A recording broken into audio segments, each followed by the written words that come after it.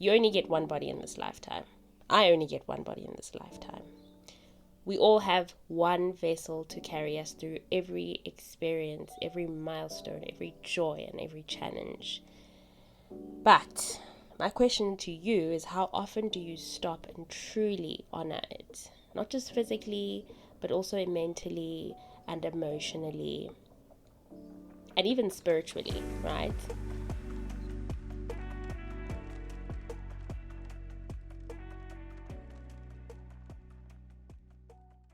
Hi, community. Welcome back to Acupfulll. Thank you so much for joining me. I really do appreciate it. I hope you are doing well and taking good care of yourself. So, just to get into how I'm doing, I am doing just a little bit better than I was the last time. In the previous episode, I had said that I was going through a bit of a rough patch. The rough patch is still happening. I'm just doing so much better and I'm feeling so much better. I was quite overwhelmed. I was very frustrated and I could begin to feel it affecting my days. So now I'm finding my feet again in terms of just taking it as it is what it is. There isn't much I can do to change the specific thing that I'm experiencing, but there is a lot that I can do to comfort myself, to keep going, you know what I mean? So I'm really leaning into that. And also, this just goes to show that when you give yourself a chance to feel what you are going through and you don't pretend like things are fine, and you just acknowledge and you give yourself some time to work through things, then you do come out on the other side. Even if you're still going through a bit of a thing, things are not looking great just yet, there is at least that thing that you gave yourself, that time that you gave yourself, and then you were able to recollect, find your bearings, and despite the situation, just keep moving. And that's a big thing that I'm trying to do right now. It's to keep going. The one thing that I'm so grateful for, no, not the one, the many things that I'm grateful for include that I have God's support and that I can go to Him at any time that I need Him, and that He's just always there for me. I can open my Bible and read that, and I know I'll be comforted. I can just switch on a gospel song. I've got a praise and worship playlist. I can just play that and I'll feel comforted. Listen to a podcast episode, faith-based podcast episode, and I know I will feel comforted. And just having loved ones that support me and are there for me is just making things a lot more bearable. And then again, like I said in the previous episode, also just having that knowledge of that it's a matter of when and not if, when it comes to quite a few of the things that I'm in a waiting season for a few of the things that I'm, especially the last time that I was just feeling like, whoa, I've been waiting forever. I'm getting really frustrated. I'm feeling very tired. I'm feeling just over it. So I'm really grateful that there will always, always, always be a light at the end of the tunnel. There will always be a silver lining. And I'm so grateful also that there are things that I can look up at and just be in awe and realize how blessed I am. So yeah, that's where I'm at. That's how I'm doing. There isn't much to the lessons that I've learned this week, or just the reminders that I've had. Just the one that I am always going to be loved and seen and heard by God. That will never ever change. It's something that has particularly become evident in this last week, where I've just been able to recognize that that's something that will never change. I mean, I've always known that. I have known that God loves me, but it's just different. I just see it so much more differently, that He loves me and He sees me and He hears me. My cries, He hears them. When I'm laughing and I'm happy, He hears that. And nothing will ever change how much He loves me. not a mistake that I make, not me struggling to forgive myself for something that I've done, a choice that I've made. His love for me doesn't change, and he actually sees me. He sees me way past the way I look and the way I sound. He knows the hairs on my head, as it says in the book of Psalms. But also he hears my thoughts, he knows my heart, he knows me as a person, as his child. And that is never going to change. And it was just so comforting for me to realize that, wow, he's intentional, he sees me, he hears me, the things that I ask for, just, he's there, he never goes away. So yeah, that's really been a big thing that I've realized, like really realized, and been like, wow, that's incredible. So yeah, that's really it in terms of how I'm doing. And the big thing I've realized, not necessarily a lesson, but the thing that I've realized and that has become so very clear to me. Moving on to this week's episode, we are going to be talking about the fact that you only get one body in this lifetime. I only get one body in this lifetime. We all have one vessel to carry us through every experience, every milestone, every joy, and every challenge. But my question to you is, how often do you stop and truly honor it? Not just physically, but also mentally and emotionally, and even spiritually, right? Today, we're going to dive deep into what it means to take care of ourselves holistically, because self-care isn't just a trend. It's not just a trend. It isn't what we see on TikTok. It's not what we see on Reels. It isn't just what people are showing us on their feeds. It is an actual lifestyle, and it is an act of loving yourself. So please grab your tea or your coffee or whatever fills your cup, and let's get into it. I really want us to start with the one that's the most obvious one, I guess, our physical health. So our bodies are magnificent. Our bodies are phenomenal. They are intricate and they are capable of so much. But only, and capital letters on the only if we treat them with the care that they deserve. You know, since I've really realized and understood how much my body carries me, how much my body protects me, how it fights for me, I have realized how important it is to take care of it. There are so many things that our bodies do for us, that our bodies are capable of doing for us, and it's a blessing, and it is mind-blowing that before you need to take a pain medication or before you need to use anything to help ease whatever it is you're feeling, whether it is rather specifically discomfort, your body has already tried that. Your body is already in the process of trying that.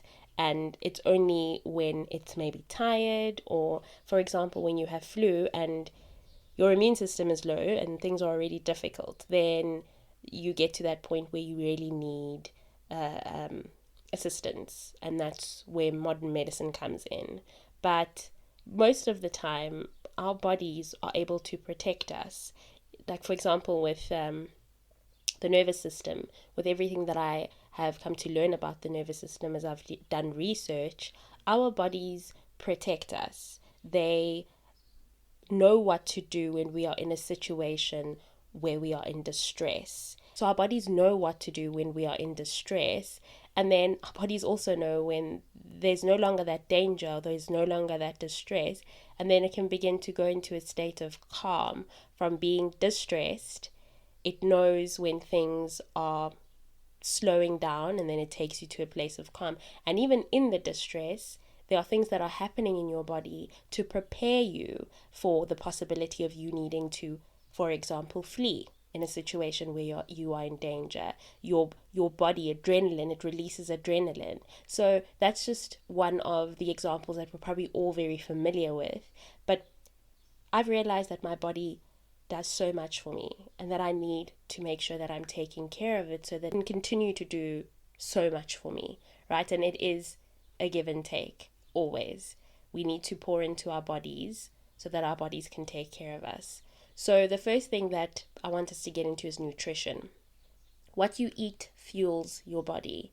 It affects your mood, right? And in line with taking care of our bodies, what can that look like? Nutrition. What you eat fuels your body. It affects your mood, your energy, and even your skin. This is not about dieting, right? It's not about fitting into a specific size. Again, just going back into the fact that this is not a trend. It's about nourishment. This is a lifestyle thing.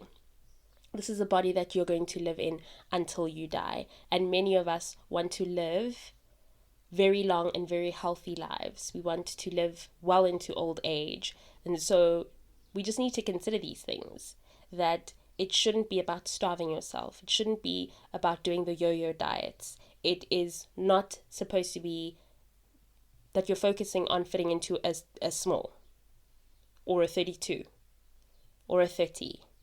It's about making sure that you are taking care of your body and making sure that you are eating foods that are going to be mood boosters, that are going to give you energy, that are going to help add to the health and well-being of your skin. So you need to start asking yourself, is what I'm eating fueling or depleting me?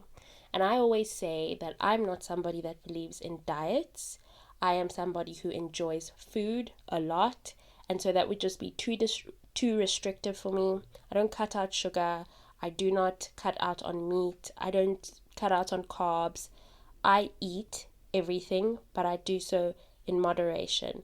Although I want to be 100% honest here, I'm not someone that does very well with moderation when I'm PMSing and when I'm on my period itself.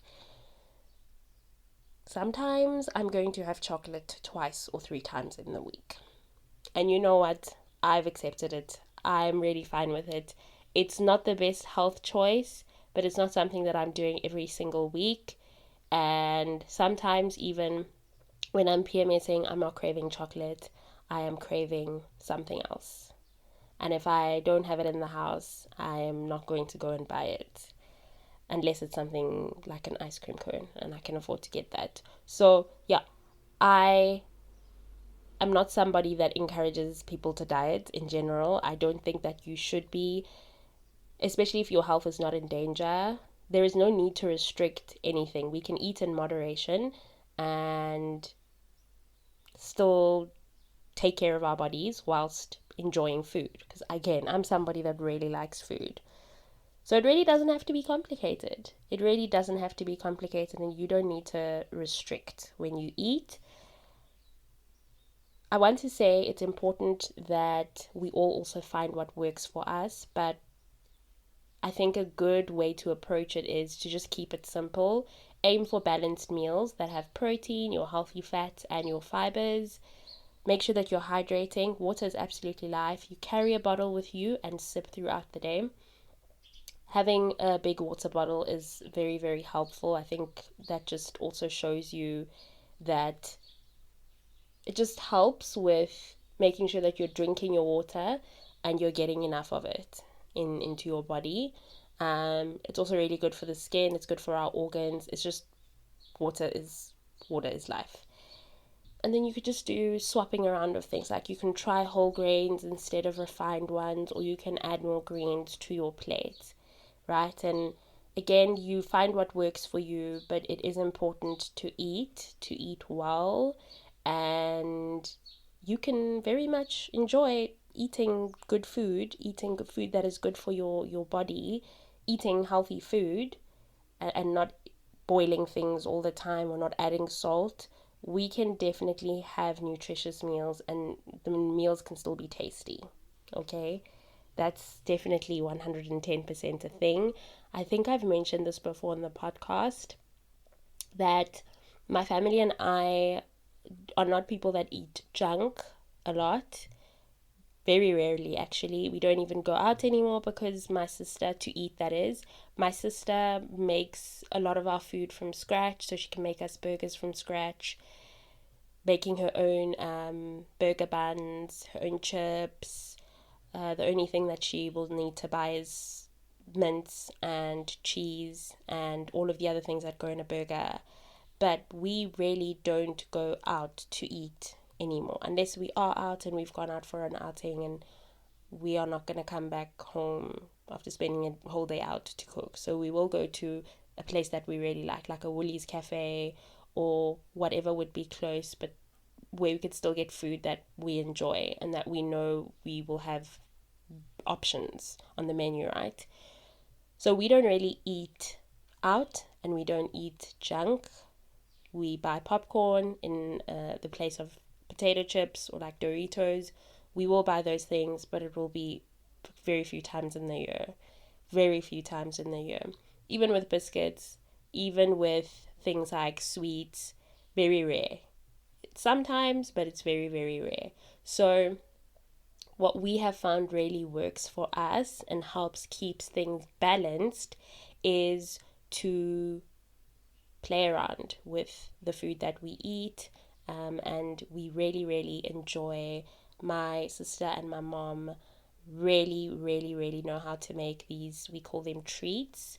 So you add jungle oats, raw jungle oats. You can use honey. We use syrup because honey is really expensive. Nutella. Sometimes we will add dates, and sometimes we will add choc chips, right? And it doesn't all have to go in at the same time. You can decide whether you are going to add dates or choc chips. You can add everything in if you want to. But what I'm trying to get to here is it tastes just like chocolate, but it's just a little bit more healthier, and it's just a lot less heavier, right? We also add peanut butter in there. So what you're getting in there is your protein. It's still quite sweet, but I don't like to talk about, I'm not a person that likes to get into the whole calories thing. We don't count calories. I don't believe in that stuff. But you're probably getting, it's a less calories that you're taking in as well, less fat, right? So you can have fun and enjoy the food that you eat whilst it's still being balanced and good for you. Okay, the second thing that is really important is movement. Exercise is not just about aesthetics. Again, it shouldn't be that you're trying to be trendy or fitting into a trend. Pilates is something that has become quite a big trend. I know that it works for a lot of people, but it is the in thing, the hot exercise right now, and it might fall off and something else will pop up. It might stay, it might stick around, but just be careful that you are not hopping onto things because of it's the popular thing to do. I'm not saying don't try it. Try it and see if it works for you, but also don't be motivated to do a thing because of everyone else is doing it. You're going to end up getting bored or frustrated or annoyed by it because you don't actually enjoy it. So find something that works for you and don't make it about the aesthetic. It has to be about function, mobility, and feeling strong in your own skin. Whether you are doing yoga, whether you are lifting weights, listen, you can even be dancing in your living room or in your room or just taking a walk. What is important is that you are moving your body. Our bodies crave movement. So like I said, you need to find what you love. Not everyone enjoys the gym. I'm not somebody that enjoys the gym. I don't like lifting weights, but I do enjoy doing mat exercises at home, stretching, Pilates. I really enjoy walking, hiking. So those are things that I would do. I'm not a dancer, but if you enjoy dancing, that makes you feel good, do that. Take a dancing class or go hiking. Again, you need to find what you love. Make it a habit. I found this to be so helpful. 10 to 15 minutes of movement daily is better than none at all. And I couldn't agree more. Do a little 5-minute stretch. Start off your morning with a 5-minute stretch and then get right into a 10 to 15-minute workout. Quick, simple. You don't need to be spending forever in the gym. You don't even need to be spending forever doing whatever movement you're doing. Just 10 to 15 minutes. Stretch and breathe. This transformational for me. A few minutes of stretching in the morning or before bed can make a huge difference. My mom is someone who does stretching either in the morning or in the evening, sometimes twice in the day. I stretch in the mornings. Listen, stretching changes your body. It really, really does. It makes you more flexible, a lot more mobile. I find that I can walk for longer distances and I'm not tired. I don't feel, what is the word? How do I put it? There is that thing where if you're not someone that stretches or you're not someone that moves your body, if you walk a distance, your feet are going to be sore, your back might be sore. It's because your body's not used to that. And I guess that's where the mobility aspect of things factor in. Stretching definitely helps with making you more mobile. And looking for exercises specifically that focus on stretching and mobility make the world's difference. It also strengthens your muscles, your bone density. Listen, it's so helpful. Just moving your body and taking care of your body in that way can be so, so helpful. It really, really is. And then rest and recovery. I always say that sleep is not something that I'm willing to sacrifice. There is a very strange narrative on social media that people that rest, people that sleep, are not go-getters, are not hard workers, that if you're not up at 4 or you're not up at 5, then, and starting your day at that time, then you're just lazy. And if you are prioritizing sleep over being productive, then you're not going to get anywhere. No, that's not true. Go and do the research. This is not something that I'm just saying because I want to say it. It is research backed.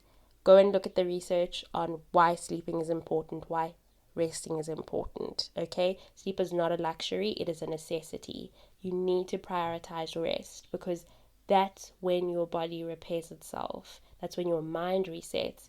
That's when your emotions regulate. And it also doesn't help to eat well and exercise and just do all of these things that are health focused, but you're not resting. How is your body supposed to repair? How is your mind supposed to reset? How are your emotions going to regulate, So yeah, rest is also not just about sleeping. It's also about knowing when to pause, breathe, and let yourself be still. That's a very, very important thing. It's like setting boundaries for yourself when it comes to resting, to taking a break. We cannot always be go, go, go. And that's why it's so good to have a schedule. That's why it's so nice. For me, I have a diary that I either fill in for the next day. Everything that I need to get done, I fill that in. And that's going to be what I'm going to be working on and focusing on for the day. If anything else comes up and I just cannot fit it into the day, I'm not going to keep my laptop open, keep going way past the time that I'm supposed to be done. That's something that I promised myself at the beginning of this year that I'm not going to do. In order for me to be productive and actually show up, I need to take a break. I need to rest. I need to have boundaries with myself and work. Very, very important. Okay, so in order to really get into the resting thing and getting it right, I want to say set a bedtime routine, especially when it comes to sleep. Limit screens before bed. Very important. Drink some herbal tea, drink some rooibos, even if it's even a cup of warm water. All right? Read a book. I promise you this helps. This works. I have done the thing where I've struggled with putting my phone down before bed, and now I'm giving myself at least 30 minutes off. What's recommended is an hour off of the screens before bed, at least 30 minutes for me, and I sleep so peacefully. If you don't limit screen time also, it does affect your sleep. Again, research backed, go and look that up. So have a bedtime routine. Make sure that you are very intentional. Power naps, this is also a recommendation from the research that I've done, that a 20-minute nap can help refresh you without making you groggy. This doesn't work for me though. To each their own, but for me it doesn't work. If I'm taking a nap is 2 hours for me. I know it's not a nap anymore. but I've just accepted it, and that's why I do not do naps. I don't sleep until the evening. Even if I've had a long day.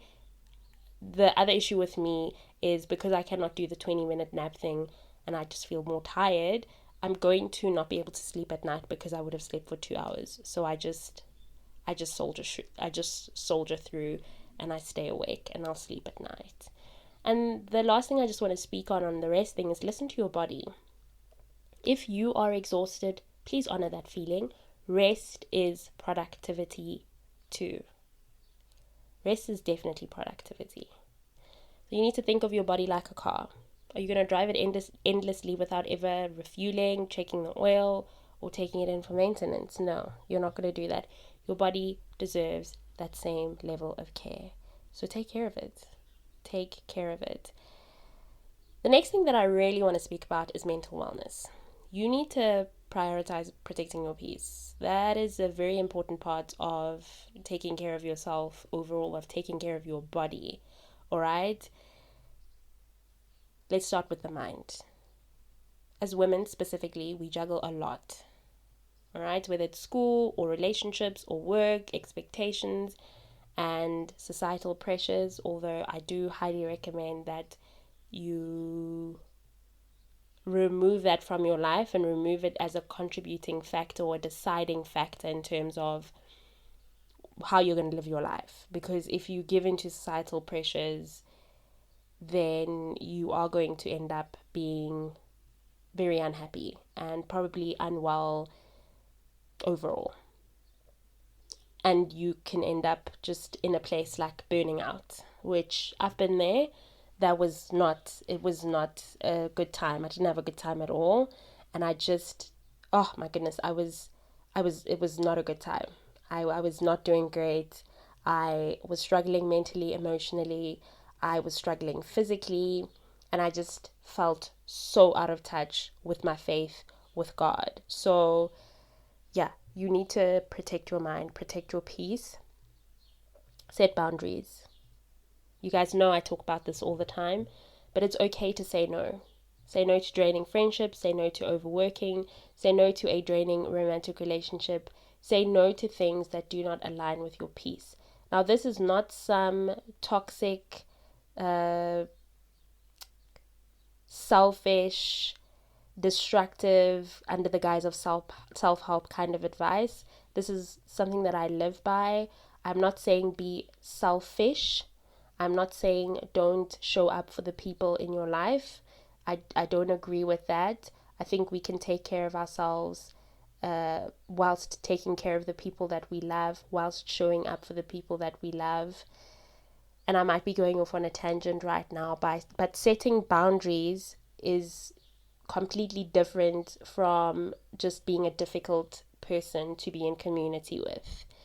These are two very, very different things, and I'm finding that in conversations in the wellness space, the self-care space, the self-improvement space, there seems to be a blurring of lines between creating healthy boundaries and then just being a terrible person or being a difficult person or wanting everything to be about you.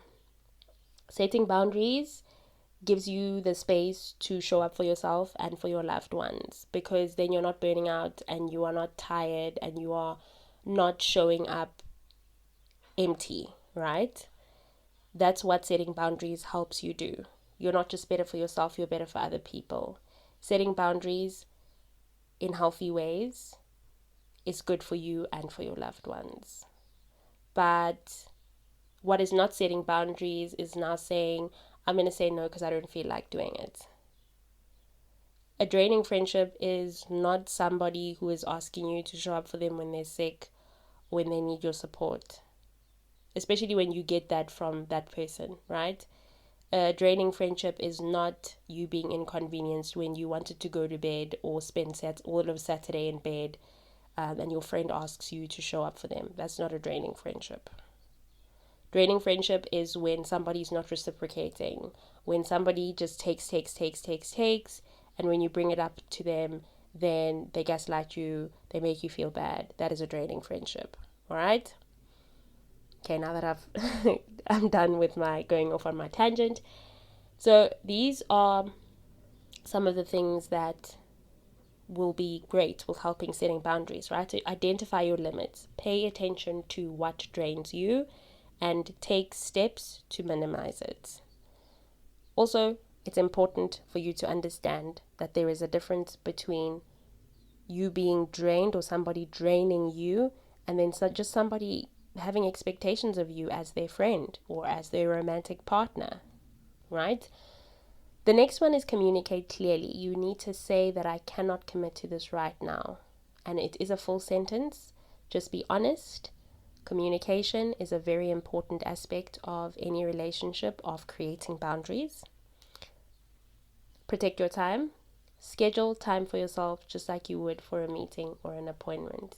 So make the time, and in that time, you are saying, this is something that I'm taking for myself. I'm switching off at 4 o'clock. My work phone is going off. I'm not going to be working. I'll connect with you again tomorrow morning. And that's just that. Setting boundaries is very important. If you're just going to be a yes man all the time, you are going to have a very difficult time with protecting your well-being. Another really important thing when it comes to protecting your mind is consuming mindfully.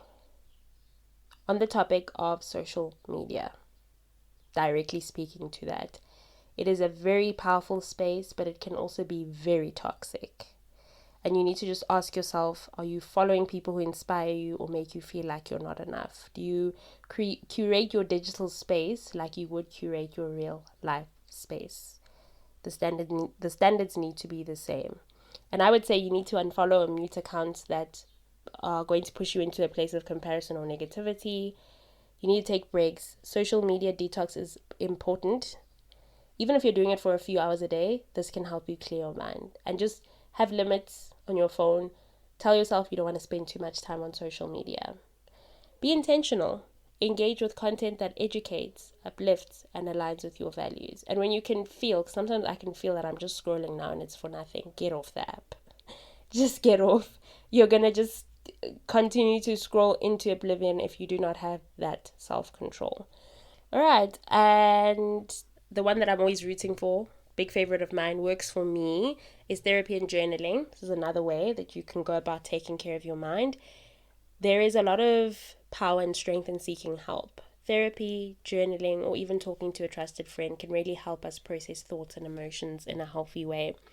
And if therapy and journaling don't work for you, because it doesn't work for everyone, you can consider alternative methods like meditation and breath work. So this helps calm the mind and regulate emotions. Some of us, especially Christians, we will go on to meditate on the word, right? And then do some breathing exercises. That is something that is very helpful for me, just meditating on the word of God and doing some breathing exercises. Or you can look into creative expression like painting, music, or dance. That can be very, very therapeutic. Guys, let me tell you something. I bought a coloring book. Oh my word. Oh my goodness. Firstly, my inner child lives for it. Secondly, it is so therapeutic. I even want to buy crayons because I feel like the coloring pencils that I'm using right now are not pigmented enough. But it feels so nice, deciding on the colors. I feel like I'm just being very creative, and it's an outlet of mine. I want to also get watercolor paints and just explore that. But it's just such a relaxing exercise, and I would highly recommend that. And then there's also nature therapy.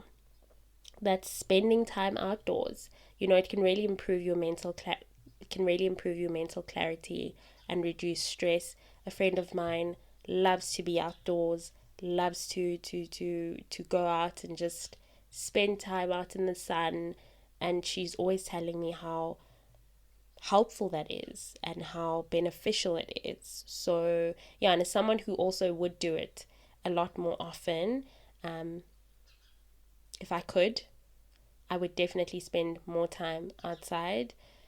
If you have, for example, if you have access to a park close by, or you have a beautiful garden at home, or just you have the means, you can afford to, now and again go to the botanical gardens. If you're based in Pretoria, go to the Pretoria Zoo. If you're based in Pretoria, go to the Johannesburg Zoo. Go on hikes and park walks. Do it. Okay, it's very helpful. Sometimes it's just better for you to go out to a park on your own and spend time on your own. Sometimes you can do it in a group. I think that they can both be very beneficial.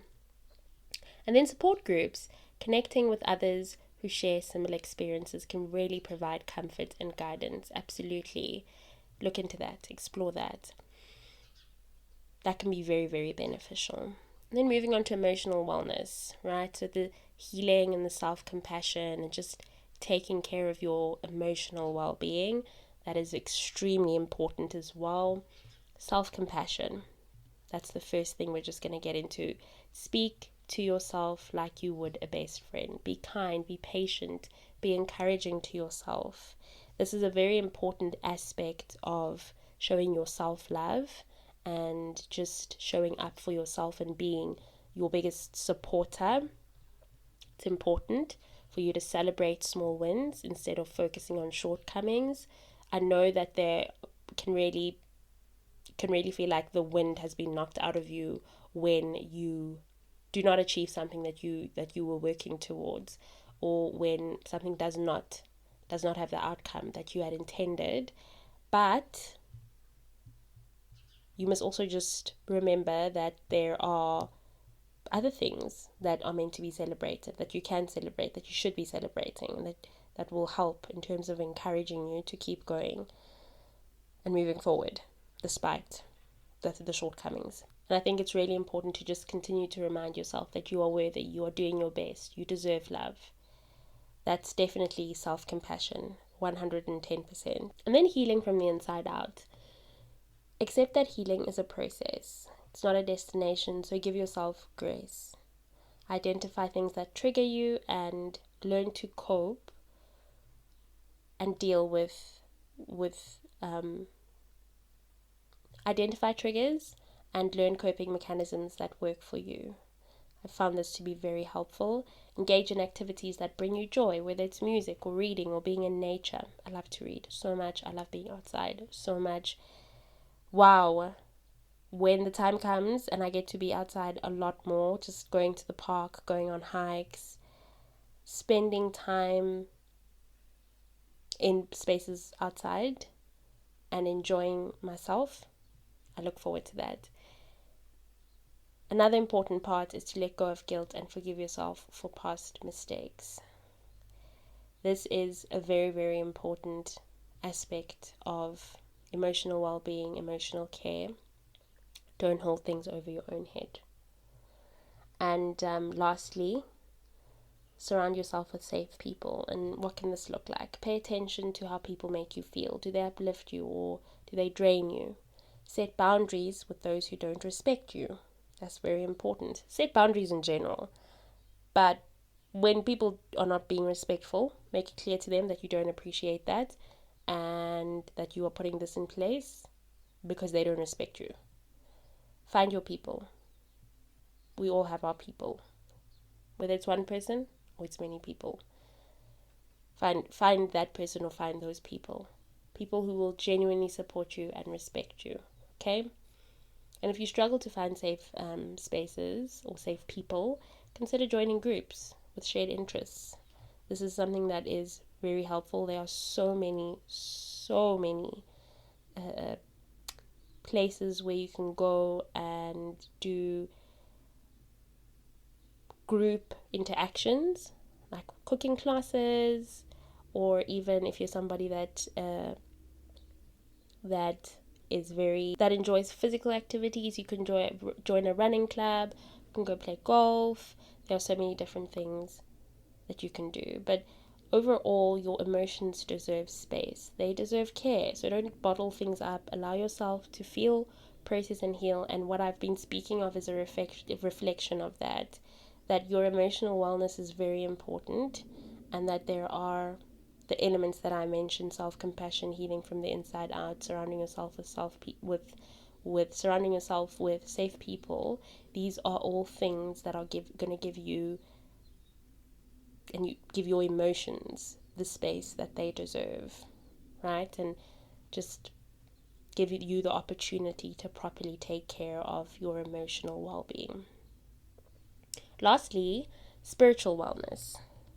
And for me, whenever I talk about spiritual wellness, I'm obviously talking about the relationship that I have with God and just the way that He is constantly shaping me spiritually and guiding me and nurturing me. And I know people have different ideas of spiritual wellness, but that is what it is for me. It's about my faith. It's about being in alignment and being connected to God.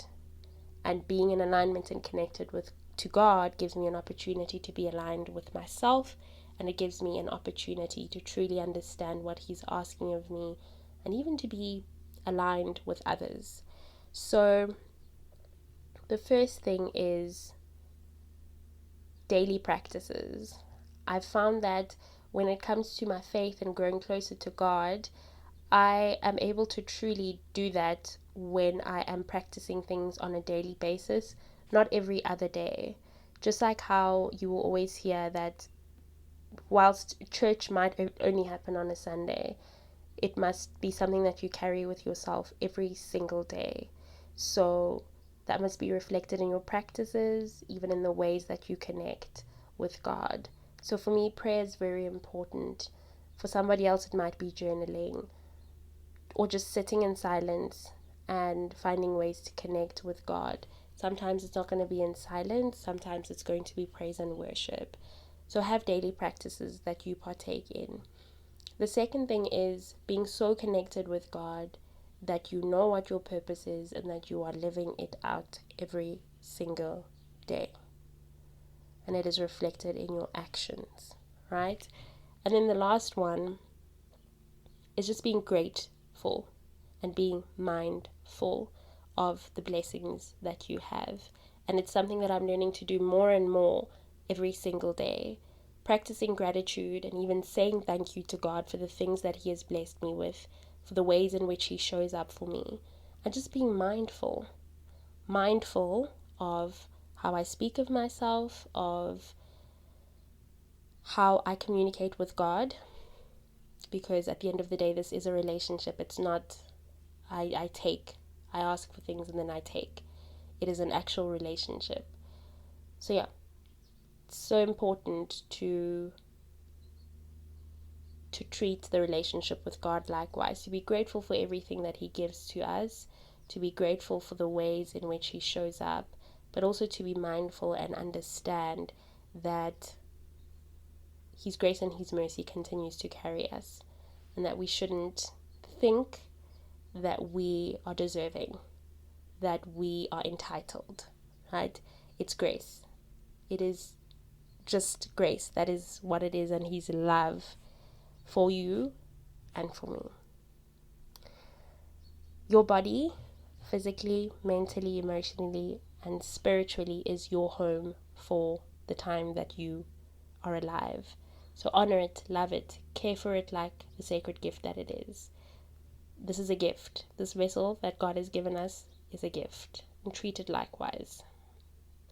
Thank you so much for joining me. This is definitely where we are ending this week's episode.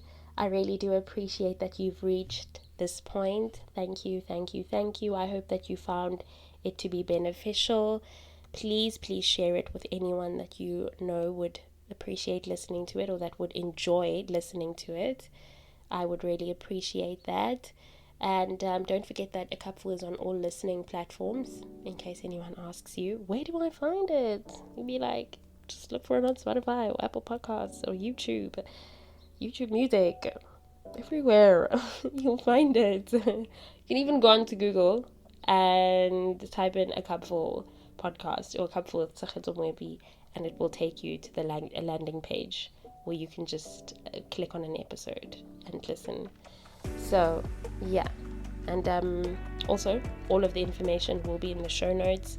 Email address, TikTok account handle, that's all going to be in the show notes. Please share any comments, any thoughts that you might have. send an email, specifically if you would like me to cover something specific, a topic, whether you have a dilemma, whatever it is, in the next episode of A Big Sister's Advice. Please do send that to the email address in the show notes. Please also leave a rating, please. If you enjoy the podcast, if you keep coming back, give the podcast a rating. It really helps other people to find it. It helps get the podcast out there. Really, that's what it is. Have a lovely remainder of this week. Rest when you need to, work when you need to, be kind to yourself and others. That is very, very important. Remember that your body, your mind, every single part of you needs to be taken care of. You only get one body, and you need to make sure that you are protecting it and keeping it safe and not putting it in positions where it is going to be vulnerable to harm. Alright, take care of your body. You are responsible for that. And most importantly, keep doing the things that fill your cup.